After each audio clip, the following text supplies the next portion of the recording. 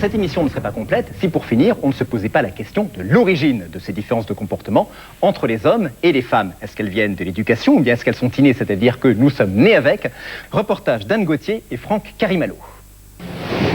C'est pendant le 2e mois de grossesse que s'opère la différenciation sexuelle. Pour le fœtus génétiquement mâle, c'est une hormone appelée testostérone qui entraîne l'apparition du pénis. Chez les filles, au contraire, c'est l'absence de cette hormone qui déclenche la féminisation des organes génitaux. Plus tard, la testostérone agit également sur le développement musculaire et cérébral des garçons. L'absence de cette hormone chez les filles expliquerait les différences de comportement entre les deux sexes.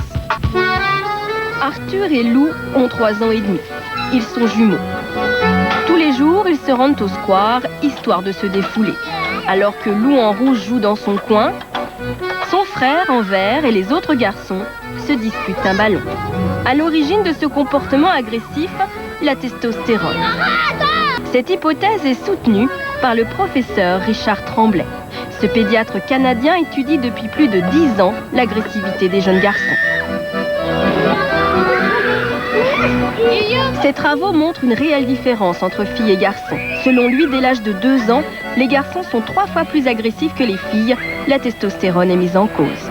La testostérone permet le développement des muscles, mais également, elle permet à l'individu de plus se mobiliser. Ça lui permet de mobiliser son attention sur un objet qu'il désire et de foncer sur cet objet.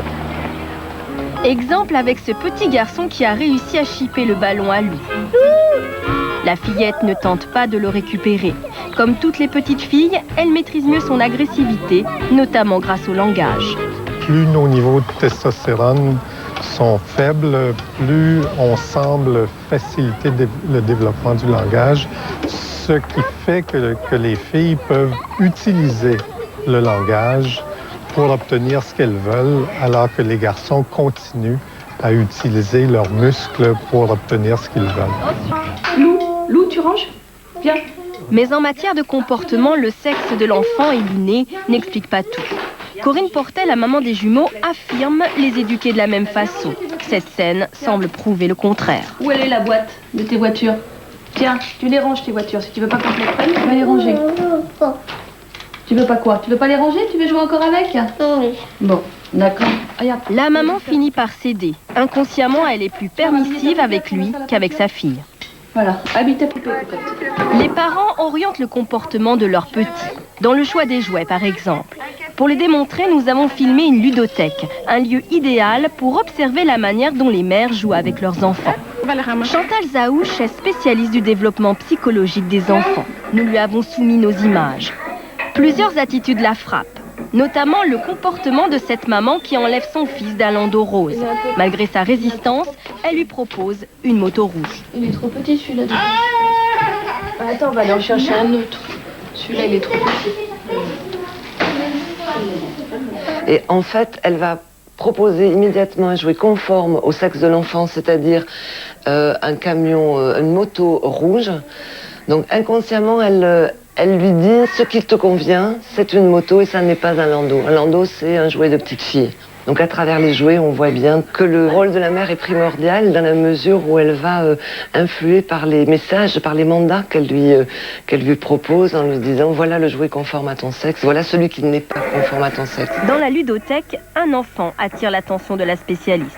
Son comportement tranche avec celui des autres petits garçons.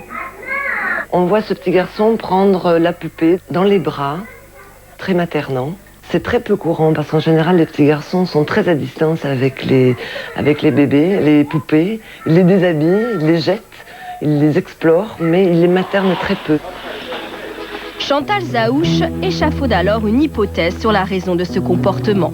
Pour la vérifier, elle décide de se rendre dans la famille du petit garçon. Côme, à droite, a 3 ans. Il a 2 frères, Augustin, 5 ans, et Émilien, 3 mois. Justement, le petit dernier se réveille, et c'est le père, Stéphane Morin, qui s'occupe de lui.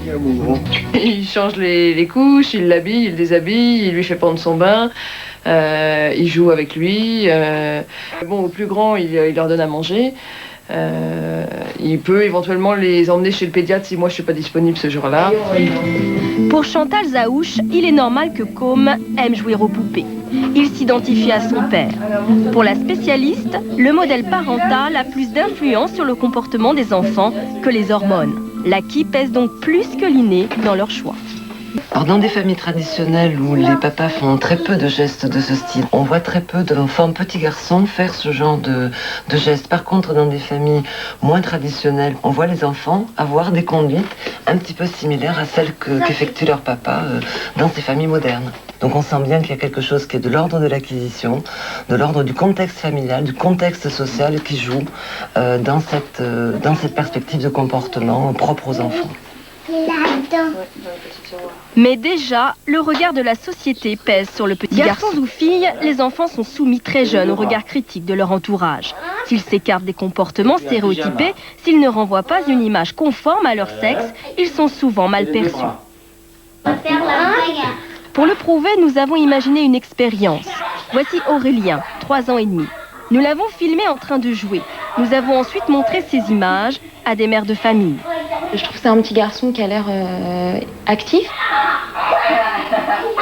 Première impression quand je vois le garçon, c'est qu'il joue. Bon, il donne 2-3 coups de poing, mais ce qui paraît normal chez un garçon finalement. Un papa que c'est un garçon. Puis en le rassurant sur son identité, nous avons refilmé Aurélien, mais cette fois déguisé en fille. C'est une princesse. Les mères de famille pensent analyser le comportement d'une fillette et non celui d'un petit garçon. L'enfant est bien sûr exactement le même, sa façon de jouer est identique, mais les commentaires, eux, sont très différents. C'est des gestes assez violents. Je trouve que c'est un peu brutal, ouais, pour une petite fille. Ça choque ce comportement parce qu'on a l'habitude que les petites filles soient plutôt sages, calmes. Je me dis que faudrait pas la laisser faire trop longtemps. De la part d'une fille, en plus, c'est encore plus impressionnant que chez un garçon. De toute évidence, entre filles et garçons, les seuils de tolérance ne sont pas les mêmes. Inconsciemment, les adultes contribuent à renforcer ces différences de comportement. Filles calmes et gentilles, garçons dynamiques et turbulents.